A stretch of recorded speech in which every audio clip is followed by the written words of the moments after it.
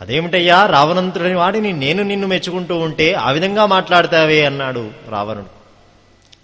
చూడు రావణ, ఈ హనుమస్వామి కోపంతో కుడి చేతి పిడికిలు బిగించి కొడితే ఇంతవరకు తిరిగి సమాధానం చెప్పినవాడు లేడు. కానీ ఈరోజు నువ్వు సమాధానం చెబుతున్నావంటే ఇది బలమా, ఇది పరాక్రమమా అన్నాడు.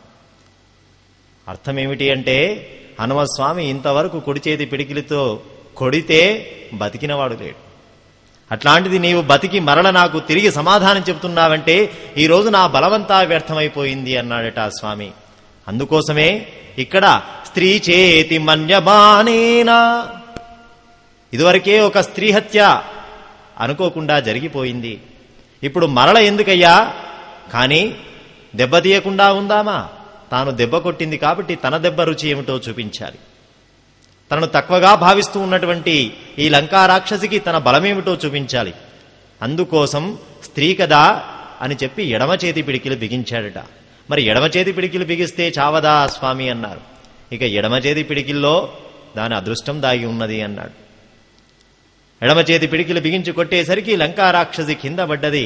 ఎట్లా ఉన్నదయ్యా లంకా రాక్షసి పరిస్థితి అంటే, మహర్షి అంటూ ఉన్నాడు, తతో వై వృషభుద్విగ్న లంకాసా గద్గదాక్షరం. ఎప్పుడైతే స్వామి యొక్క దెబ్బ రుచి చూసిందో ఆ లంకా రాక్షసి వృషముద్విగ్న, బాగా వణుకుతూ ఉన్నదట. శరీరమంతా వణుకుతూ ఉన్నది, మాట వణుకుతూ ఉన్నది, మాట సరిగా రావడం లేదు. ఉవాచ అగర్వితం వాక్యం, గర్వం లేనటువంటి అహంకారం లేనటువంటి మాటను మాట్లాడుతున్నది. ఇంతకు ముందు మామూలు వానరుడు అనుకొని ఏకోతి అని చెప్పి గంభీరంగా పలికినటువంటి ఆ గొంతు కాస్త హనుమంతుని యొక్క దెబ్బ రుచి చూసేసరికి స్వరం మారిపోయింది. ప్రసీద సుమహాబాహో త్రాయస్వ హరిసత్తమా. ఓ వానర శ్రేష్ఠ, వానర ప్రభో. చూడండి స్వరంలో ఎంత మార్పు ఏర్పడ్డదో. కోతి నుంచి వానరమా అనే దగ్గర నుంచి వానర శ్రేష్ఠ అనే దాకా వెళ్ళింది. ప్రసీద సుమహాబాహో, ఓ మహానుభావ, సమయే సౌమ్య తిష్టంతి సత్వవంతో మహాబలాహ. బలవంతులు ఎప్పుడూ కూడా స్త్రీల విషయంలో హద్దులు దాటరు కదా, నియమాలను ఉల్లంఘించరు కదా అంటూ ఉన్నది. అంటే ఇంకో దెబ్బతీస్తాడేమో అని భయపడుతూ ఉన్నది పాపం. అహం తు నగరీలంకా స్వయమేవ ప్లవంగమా నిర్జితాహం త్వయా వీరా విక్రమేణ మహాబలా. స్వామి, నీ చేతిలో నేను ఓడిపోయినాను, స్పష్టంగా ఒప్పుకున్నది. స్వయం స్వయంభువా దత్తం వరదానం యథామమ. నీవు వస్తావని తెలుసు, నీవు దెబ్బ కొడతావని తెలుసు. అదేమిటమ్మా, నేను వస్తానని తెలుసు, దెబ్బ కొడతానని తెలుసు అన్నప్పుడు దెబ్బ తినకుండా జాగ్రత్తగా ఉండవచ్చు కదా, అసలు నీకెవరు చెప్పారు అన్నారు. స్వయం స్వయంభువా దత్తం. చూడండి లంకా రాక్షసి యొక్క విశేషం ఏమిటి అంటే, ఇక్కడ కుబేరుడు పరిపాలిస్తూ ఉన్నప్పుడు కూడా కాపలా కాస్తున్నది ఈ లంకా రాక్షసే. కుబేరుణ్ణి ఎప్పుడైతే యుద్ధం చేసి కుబేరుణ్ణి పంపించి లంకను ఆక్రమించాడో తమ్ముడైనటువంటి రావణుడు, అప్పుడు కూడా ఈ లంకాపట్టణానికి కాపలా కాస్తున్నది ఈ లంకా రాక్షసే. కుబేరుడు ఉన్నప్పుడు ధర్మాత్ముని యొక్క రాజ్యం కాబట్టి కాస్త ధర్మబద్ధంగా అనిపించింది. ఎప్పుడైతే దుర్మార్గుడు పరమ అహంకారి అయినటువంటి రావణుడి చేతిలోకి రాజ్యం వచ్చిందో అప్పుడు ఈ లంకా రాక్షసి బ్రహ్మగారి దగ్గరికి వెళ్ళి, ఏమయ్యా స్వామి, ఇంత సుందరమైనటువంటి ఈ లంకాపట్టణానికి దుర్మార్గుడిని రాజు చేశావే, వీడి యొక్క పతనం ఎప్పుడవుతుంది అని చెప్పి ప్రశ్నించిందట. అప్పుడు బ్రహ్మగారన్నారు, రావణాసుడి యొక్క తపస్సు, దాని యొక్క ఫలితం ఇప్పుడు విశేషంగా ఉన్నది. ఇప్పుడు అతన్ని ఎవరూ ఏమీ చేయలేరు. నీకొక విషయం చెబుతున్నాను విను. నీవు కాపలా కాస్తున్న సమయంలో ఒక వానరుడు వచ్చి ఎప్పుడైతే నిన్ను దెబ్బతీస్తాడో ఆ రోజు నుంచి రావణాసుడికి వినాశకాలం దాపురించినట్టుగా గుర్తుపెట్టుకో అని చెప్పాడు బ్రహ్మగారు. కాబట్టి బ్రహ్మ యొక్క మాట ఎప్పుడూ కూడా వ్యతిరేకం కాదు కదా. బ్రహ్మగారు చెప్పినట్టుగా నీవు వచ్చావు, నీ చేతిలో నేను ఓడిపోయినాను, కాబట్టి తప్పకుండా ఈ రోజు నుంచి రావణాసుడికి పతనకాలం ప్రారంభమైనట్టే. సీతా నిమిత్తం రాజ్ఞస్తు రావణస్య దురాత్మనః. దుర్మార్గుడైనటువంటి రావణుడు చూడండి, ఇంతకుముందు హనుమంతునికి తనకు తాను పరిచయం చేసుకునేటప్పుడు మహాత్ముడైనటువంటి రావణాసుడు యొక్క ఆజ్ఞను పరిపాలిస్తున్న దానను అని చెప్పింది. ఎప్పుడైతే బ్రహ్మగారి యొక్క మాట ప్రకారం రావణాసుడికి పతనకాలం దగ్గరికి వచ్చిందో, వానరుడు వచ్చి దెబ్బతీసినాడో, అప్పుడు తన మనసులో ఉన్నటువంటి మాట స్పష్టంగా చెబుతూ ఉన్నది. దురాత్మనః, దుర్మార్గుడైనటువంటి రావణాసుడు సీతమ్మ కారణంగా తప్పకుండా అతనికి పతనం ప్రారంభమైనట్టే. ప్రవిశ్య శాపోపహతాం హరీశ్వరః పురీం శుభాం రాక్షస ముఖ్యపాలితాం యదృచ్ఛయా త్వం జనకాత్మజాం సతీం విమార్గ సర్వత్ర గతో యథాసుఖం. నాయనా, ఇదిగో ఈ కోటగుమ్మం యొక్క ద్వారాన్ని తీస్తూ ఉన్నాను. హాయిగా స్వేచ్ఛగా స్వతంత్రంగా వెళ్ళు, నీకు స్వాగతం పలుకుతూ ఉన్నాను. ఈ లంకాపట్నంలో అమ్మవారు జనక మహారాజు గారి యొక్క కుమార్తె అయిన సీతామాత యొక్క దర్శనం నీకు లభిస్తుంది అని చెప్పి కోటగుమ్మం యొక్క ద్వారం తెరిచిందట ఆ లంకా రాక్షసి. లంకను గెలిచాడు.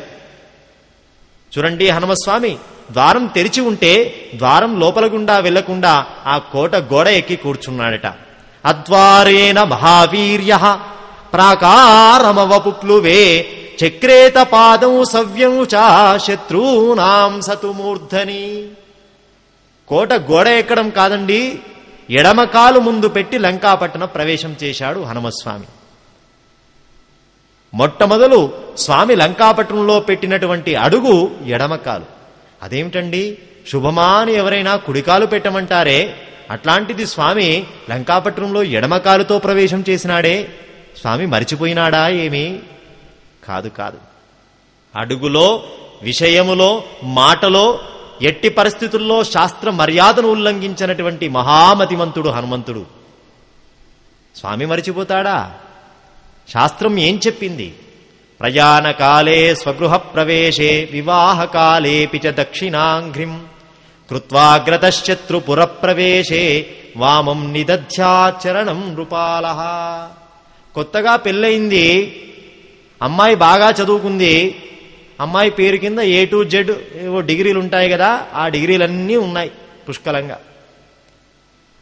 కొత్త వధువు, నవవధువు గృహప్రవేశం చేస్తున్నది.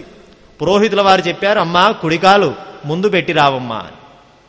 ఆవిడ బాగా చదువుకున్నది కాబట్టి, ఈరోజు కాలం నేటి కాలపు విమర్శనాత్మకమైనటువంటి దృష్టి కలిగిన స్వభావం కలిగినది కాబట్టి, అయ్యా కుడికాల్లో ప్రవహించే రక్తం ఒక్కటే, ఎడమకాల్లో ప్రవహించే రక్తం ఒక్కటే, కుడికాలు సైజు ఎడమకాలు సైజు రెండూ ఒకటే, ఎడమకాలు ముందు పెడితే ఏ అని ప్రశ్నించింది. ఆయన అన్నాడు, అమ్మా ఎడమకాలు ముందు పెట్టి ప్రవేశిద్దామనేటువంటి ఆలోచన ఉంటే ఒక చిన్న మాట చెబుతాను, ఆ మాటకు అర్థం తెలుసుకున్న తర్వాత నువ్వు ఎడమకాలు పెట్టినా ఇబ్బంది లేదు, కుడికాలు పెట్టినా ఇబ్బంది లేదు అన్నాడు. ప్రయాణకాలే స్వగృహ ప్రవేశే వివాహకాలేపి చ దక్షిణాంఘ్రిం.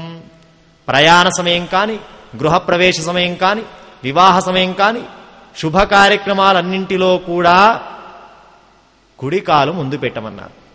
అది శుభము, సుఖము, సౌభాగ్యం. ఎడమకాలుకు కూడా ప్రాముఖ్యతను చూపించింది శాస్త్రం. కృత్వాగ్రతశత్రుపుర ప్రవేశే వామం నిదధ్యాచరణం నృపాలః. శత్రువు యొక్క ఇంటికి ప్రవేశిస్తున్నాము అని అనుకుంటే, శత్రువు యొక్క పట్టణంలోకి ప్రవేశిస్తున్నాము అని అనుకుంటే అప్పుడు ఎడమకాలు ముందు పెట్టాలి అన్నారు. అప్పుడు శత్రువు పైన విజయం సాధించవచ్చు అని చెప్పి ఎడమకాలకు కూడా ఫలితం చూపించారు. అమ్మా మరి నీ ఇష్టం అమ్మా, మీరు బయలుదేరి వస్తున్నది మీ అత్తగారింటికా పరమబద్ధ శత్రువు ఇంటికా అని మీరు ఏ భావంతో వస్తే ఆ భావంతో కాలు పెట్టవమ్మా అన్నాడు ఆయన. ఇక్కడ చూడండి, శాస్త్ర మర్యాద తెలిసినటువంటి మహాపండితుడు కాబట్టి బయలుదేరి వచ్చింది తమ యొక్క బంధువుల ఇంటికి కాదు కదా, పరమబద్ధ శత్రువు అయినటువంటి రావణాసుడి యొక్క లంకాపట్నంలో అడుగు పెడుతున్నాడు కాబట్టి అద్వారేణ విశేషత్రో పురం. వేదం కూడా స్పష్టంగా చెబుతుందండి, శత్రువు యొక్క పట్టణానికి బయలుదేరినట్టయితే, ద్వారం తెరిచి ఉన్నట్టయితే వెనక ద్వారం గనక ఏదైనా సౌఖ్యంగా ఉంటే ఆ ద్వారం గుండా ప్రవేశించమన్నారు. శత్రువు యొక్క ఇంటిలో ప్రవేశించేటప్పుడు ఎడమకాలు ముందు పెట్టమన్నారు. ఎందుకోసమంటే శత్రూనాం సతుమూర్ధని, ఆ పెట్టినటువంటి అడుగు శత్రువు యొక్క శిరస్సు మీద పెట్టి బయలుదేరుతున్నట్టుగా శాస్త్ర ప్రమాణం. చూడండి, శాస్త్ర మర్యాదను చూపిస్తూ స్వామి లంకా రాక్షసి కోట గుమ్మం యొక్క ద్వారం తెరిచినప్పటికీ గోడ ఎక్కి ఎడమకాలు ముందు పెట్టి రావణాసుడి యొక్క శిరస్సు మీద పెడుతూ ఉన్నట్టుగా శాస్త్ర మర్యాదను చూపిస్తూ శత్రువు పైన విజయాన్ని కోరుతూ స్వామికి అభ్యుదయాన్ని కోరుతూ లంకాపట్టణ ప్రవేశం చేశాడు. ఎట్లా ఉన్నది లంక? సన్నిర్జిత్య పురీం లంకాం శ్రేష్ఠాం తాం కామరూపిణీం విక్రమేణ మహాతేజ హనుమాన్ కపిసత్తమః. వానరశ్రేష్ఠుడైనటువంటి హనుమస్వామి మహాపరాక్రమవంతుడు లంకాపట్టణ ప్రవేశం చేసినాడు. అద్భుతమైన ఆ లంకాపట్టణం యొక్క సౌందర్యాన్ని చూస్తూ వెళ్తూ ఉన్నాడు. మంద్ర మధ్యమ తారాస్థాయిలలో పాడుతున్నటువంటి స్త్రీల యొక్క మధుర గానం వినబడుతూ ఉన్నది.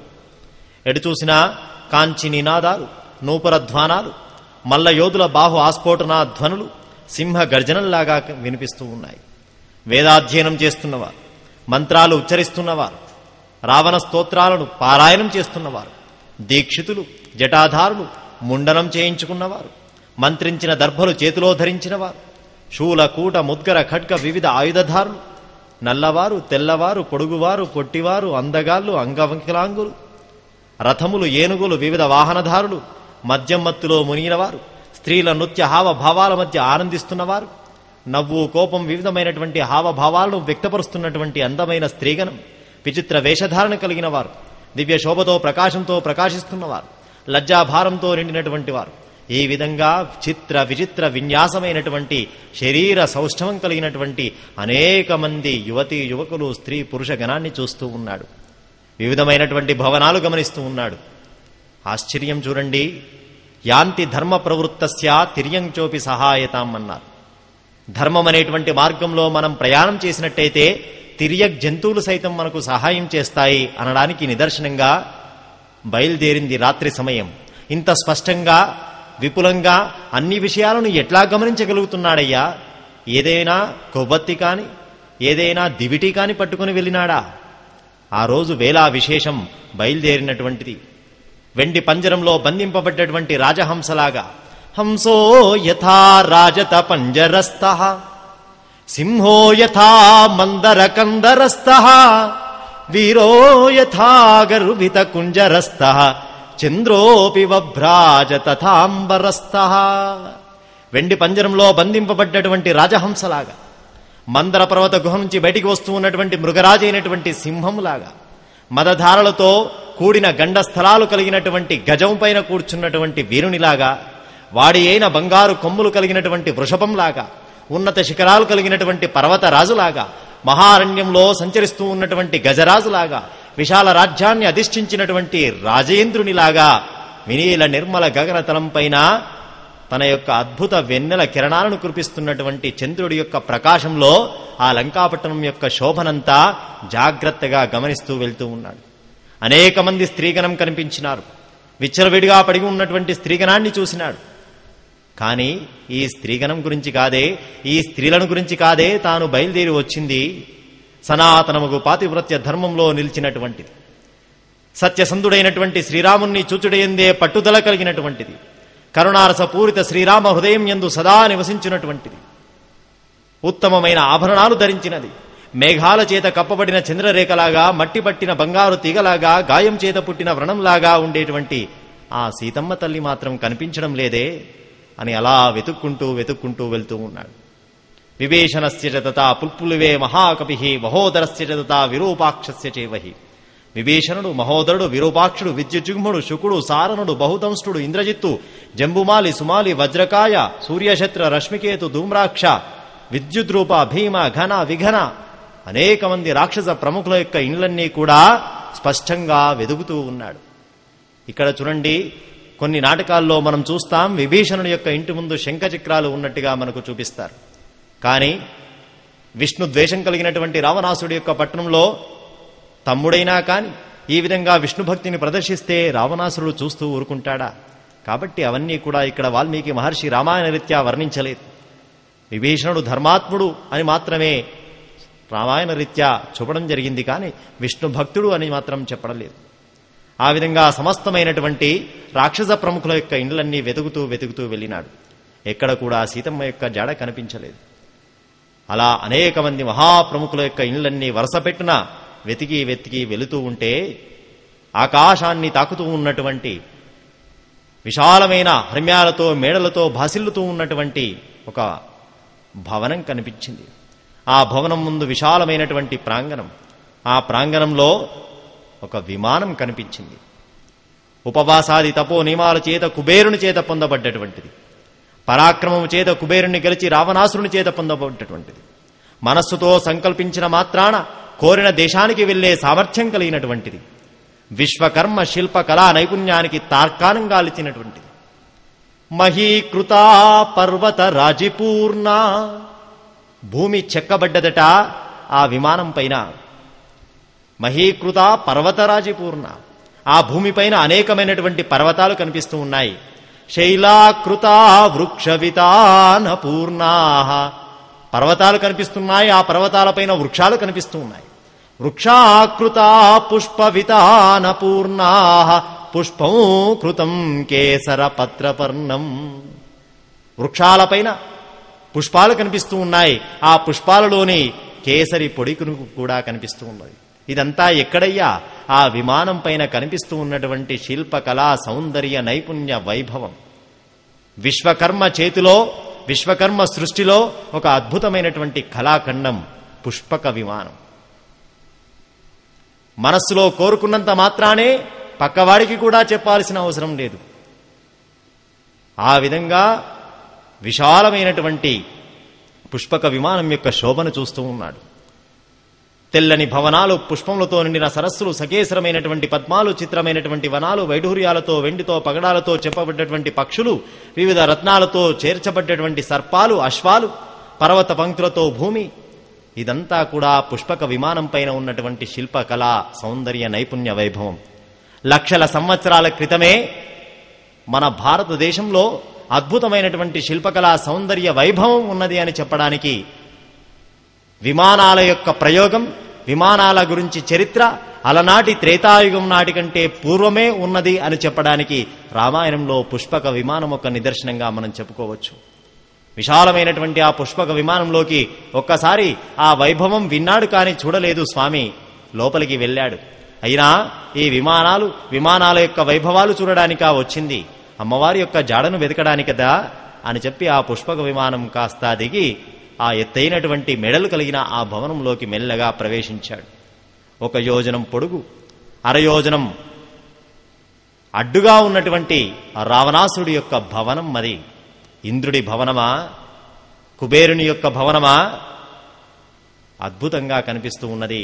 వైఢూర్యాలతో పొదగబడినటువంటి బంగారు జాలకాలు కలదై వర్షాకాలమందలి మెరుపులతో కూడినటువంటి మేఘమండలంలాగా కనిపిస్తూ ఉన్నది రావణాసుడి యొక్క భవనం. వివిధ అగరు ధూపాలతో, సుగంధ పుష్పాలతో వ్యాపించినటువంటి గంధమాదన పర్వతంలాగా భాసిల్లుతూ ఉన్నది రావణాసురుడి యొక్క భవనం. సూర్యకాంతి సదృశమైన బంగారు ప్రాకారాలతో ప్రకాశిస్తూ ఉన్నటువంటి మరో సూర్యమండలమా అన్నట్టుగా ప్రభాసిల్లుతూ ఉన్నది రావణాసుడి యొక్క భవనం. మహారత్న సమాకీర్ణమై గజాశ్వరథ సంకులమై లంకాపట్టణానికి ఆభరణంలాగా శోభిస్తూ ఉన్నది రావణాసురుడి యొక్క భవనం. పానశాలలు, క్రీడాశాలలు, భోజనశాలలు, విరామ మందిరం, సభామందిరం, అనేక చిత్ర విచిత్ర వివిధ భవంతులతో కూడినటువంటి ఆ భవనం భవనమా, అది మరో భువనమా అన్నట్టుగా కనిపిస్తున్నది రావణాసురుడి యొక్క భవనం. కుబేరుని అలకాపురియా, ఇంద్రుని అమరావతి, చంద్రలోకమా, యమవర్ణలోకమా, అన్ని లోకాల యొక్క శోభ వైభవం కలిపితే అది రావణాసుడి భవనమా అన్నట్టుగా కనిపిస్తున్నది. సౌందర్యవంతమైనటువంటి ఆ భవనం లోపలికి ప్రవేశించాడు. యాశ్చవంతేంబరాత్తారా పుష్పశేష సమావృతా ఇమాస్తా సంగతా కృష్ణ ఇతి మేనే హరిస్తదా. చాలా మంది స్త్రీలు కనిపించినారు. ఆకాశం నుంచి దిగిపడ్డటువంటి తారల్లాగా కనిపిస్తూ ఉన్నారు ఆ స్త్రీగణమంతా. ఎవరయ్యా? రాజర్షి విప్రదైత్యానాం గంధర్వానాం చ యోషితః రక్షసాంచాభవన్ కన్యాః తస్య కామవశంగతాః. ఒక జాతికి చెందినటువంటి స్త్రీలు అక్కడ కనిపించడం లేదు. కేవలం రాక్షస జాతి స్త్రీలేనా? సిద్ధ సాధ్య గరుడ కేచర కిన్నర కింపురుష గంధర్వ నాగ పదగ అన్ని లోకాలకు చెందినటువంటి స్త్రీ రత్నాలు రాశులుగా పోస్తే ఎట్లా ఉంటుందో అది రావణాసుడి యొక్క భవనంలో కనిపిస్తున్నది. ఆ స్త్రీ మండలాలను చూస్తూ ఉంటే, ఆ స్త్రీ సమూహాలను చూస్తూ ఉంటే వీళ్ళంతా ఎట్లా వచ్చారయ్యా? కామవశంగతాః అంటున్నాడు మహర్షి. రావణాసుడిని మోహించి వచ్చారట. రావణాసుడే అందగాడా? మాషరాశి ప్రతీకాశం అంటాడు ముందుగా రావణాసుడి యొక్క వర్ణనలో. నల్లని మినుములు రాశిగా పోస్తే ఎంత నలుపుదనం ఉట్టిపడుతుందో అంత నలుపుదనం కలిగినటువంటి శరీరం కలిగిన వాడు రావణుడు. మరి ఆ శరీరంలో ఏం సౌందర్యం ఉన్నదని మోహించి వచ్చారో ఆ స్త్రీలకే తెలియాలి. కొంతమంది రావణాసుడి యొక్క పరాక్రమాన్ని మోహించి వచ్చారు, కొంతమంది రావణాసురుని యొక్క బలముతో ధైర్యంతో రావణాసురుని యొక్క విజయాన్ని చూసి మోహించి వచ్చినటువంటి స్త్రీలు. నత్ర కాశ్చిత్ ప్రమదా ప్రసహ్య వీర్యోపపన్నేన గుణేన లబ్ధా నచాన్య కామాపి నచాన్య పూర్వా వినావరార్హాం జనకాత్మజాంతు. ఇంకొక పురుషుడిని కోరుకున్నటువంటి స్త్రీ అక్కడ లేదు. శరీరం లోపట ఏమాత్రం లోపమున్నటువంటి అంగవైకల్యం కలిగినటువంటి స్త్రీ కూడా అక్కడ కనిపించడం లేదట. కొంతమంది స్త్రీలను పట్టుకొని వచ్చినాడు, కానీ కామంతో మోహంతో రాలేదు. వాళ్ళ యొక్క తండ్రితో యుద్ధం చేయడానికి ఒక కారణంగా ఆ స్త్రీలను తీసుకుని వచ్చాడు, కానీ ఏ స్త్రీని మోహంతో తీసుకుని రాలేదు, ఒక్క సీతమ్మను తప్ప. ఆ విధంగా అనేక మంది స్త్రీ రత్నాలు కనిపించినారు, కానీ ఎక్కడా కూడా ఆ తల్లి జగన్మాత భూజాత సకల సద్గుణోపేత సీతామాత యొక్క దర్శనం మాత్రం స్వామికి కలగలేదు. ఆ స్త్రీలందరినీ కూడా మెల్లగా దాటుకుంటూ చూసుకుంటూ లోపలికి ప్రవేశించాడు. ఐరావత విషానాగ్రై ఆపీడనకృతౌరణౌ. బంగారుమయమైనటువంటి తల్పం పైన చుట్టూ స్త్రీ సమూహంలో మధ్యలో పడుకొని ఉన్నాడు. ఐరావత విషానాగ్రై. ఎవరు? సాక్షాత్తు రావణుడు. గంగానది యొక్క తీరంలో నిద్రపోతున్నటువంటి మదించిన గండస్థలాలు కలిగినటువంటి గజరాజులాగా నిద్రపోతూ ఉన్నాడు. చూస్తూ ఉంటే ఆ బాహువులు చూడండి, ఎర్రనైనటువంటి గంధముతో అలంకరింపబడ్డటువంటి ఆ బాహువుల మధ్య అక్కడక్కడ మచ్చలు కనిపిస్తూ ఉన్నాయి. అవేం టీకా మచ్చలు కాదు సుమా. తాను యుద్ధం చేసినట్టుగా చూడండి, సైన్యం లోపట బిల్లలు పెడుతూ ఉంటారే ఛాతి భాగంలో, ఆ విధంగా తాను ఇంతమందితో యుద్ధం చేశాను అనడానికి చిహ్నాలుగా సుదర్శనం యొక్క దెబ్బలు, ఇంద్రుడి యొక్క వజ్రాయుధపు దెబ్బలు ఈ విధంగా ఆ బాహువులపైన ప్రకాశిస్తూ ఉన్నాయట. దివ్య ప్రకాశవంతమైనటువంటి చెవుల కుండలాలు, ఎర్రని నేత్రాలు, బంగారు పట్టు వస్త్రం, సుగంధ పరిమళ ఎర్ర చందనంతో నిండినటువంటి శరీరం, వక్షస్థలం కనిపించకుండా కప్పివేసినటువంటి రత్నాభరణాలు, ఐరావతం, విష్ణుచక్రం, ఇంద్ర వజ్రం యొక్క దెబ్బలు మచ్చలుగా కలిగినటువంటి ఆ బాహువులు 5 తలల సర్పాల్లాగా కనిపిస్తూ ఉంటే, వృక్షాలు పొదలతో కూడినటువంటి మందర పర్వతం నిద్రపోతున్నదా అన్నట్టుగా ఉన్నది ఆ బంగారు తల్పం పైన రావణాసుడి యొక్క ఆ శరీర ఆకృతి. శయానస్య వినిశ్వాస పూరయన్నివ తద్గృహం. నిద్రపోతూ ఉంటే ఆ ఉచ్ఛ్వాస నిశ్వాస, మామూలుగా మనం గురక అంటామే, అది ఆ మొత్తం గృహమంతా నిండి పోతూ ఉన్నట్టుగా కనిపిస్తూ ఉన్నది. నిద్రలో కూడా ఎదుటి వ్యక్తిని భయం కల్పించేటట్టుగా కనిపిస్తున్నది రావణాసుడి యొక్క శరీరం. చూశాడు, ఓహో, మహానది ప్రకీర్ణేవా నలిని పోతమాశ్రిత కాచిత్ వీనాం పరిష్వజ్య ప్రసుప్త సంప్రకాశతే. రావణాసురుణ్ణి చూశాడు. రావణాసుడి యొక్క వైభవం ఆ రాత్రి సమయంలో చూడండి. ఒక్కొక్క స్త్రీ అనేకమైనటువంటి సంగీత వాయిద్య ధ్వనులతో రావణాసురుణ్ణి ఆనంద పెట్టి, రావణాసుడు నిద్రపోగానే తాము కూడా నిద్రలోకి జారుకున్నటువంటి ఆ స్త్రీల సమూహం కనిపిస్తుంది.